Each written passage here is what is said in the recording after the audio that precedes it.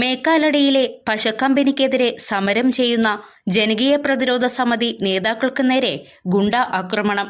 സമിതി vice chairman K A. Mujeeb, അംഗം Jafar Khan, CPIM branch secretary K A. Rafi എന്നിവർക്കാണ് പരിക്കേറ്റത്. കമ്പനിയുമായി ബന്ധമുള്ള ആളുകൾ മാരകായുധങ്ങളുമായി എത്തി ഭീഷണിപ്പെടുത്തുകയും ആക്രമിക്കുകയുമായിരുന്നു. പരിക്കേറ്റവർ അങ്കമാലി താലൂക്ക് ആശുപത്രിയിൽ ചികിത്സയിലാണ്. അക്രമികളെ ഉടൻ അറസ്റ്റ് ചെയ്യണമെന്നും സമരം ശക്തമായി തുടരുമെന്നും സമിതി ഭാരവാഹികൾ അറിയിച്ചു.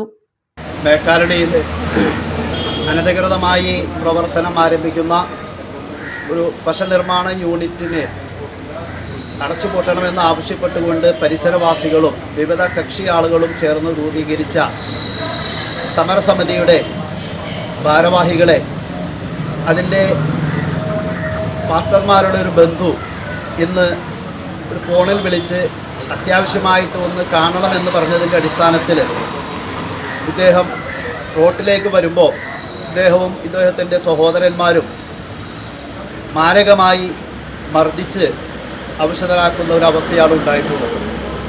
ഇത് തടയാൻ ചെന്ന CPIMൻ്റെ ബ്രാഞ്ച് സെക്രട്ടറി കെ.എ. റാഫി, വഴിയാത്രികരായിട്ടുള്ള കണ്ടേത്ത് A.A. ജാഫർ ഖാൻ തുടങ്ങിയവരെയും അക്രമികൾ മർദ്ദിക്കുന്ന ഒരവസ്ഥയാണ് ഇവിടെ ഉണ്ടായിട്ടുള്ളത്. ഇതിൽ മുജീബ് എന്നയാളുടെ വയറ്റത്ത് ചവിട്ടി കഴുത്തിനും തലയ്ക്കും അടിയേറ്റിട്ടുണ്ട് എന്നാണ് നമുക്ക് മനസ്സിലാക്കാൻ കഴിഞ്ഞിട്ടുള്ളത്.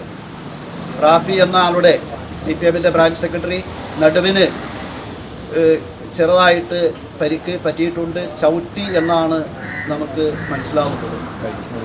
കൈക്ക് ഇദ്ദേഹത്തിൻ്റെ ഒരു കൈക്ക് നല്ല രീതിയിലുള്ള ഒരു ആയുധം കൊണ്ടുള്ള ഒരു മുറിവ് ഏൽപ്പിച്ചതായിട്ട് നമുക്ക് കാണാൻ കഴിയുന്നുണ്ട്.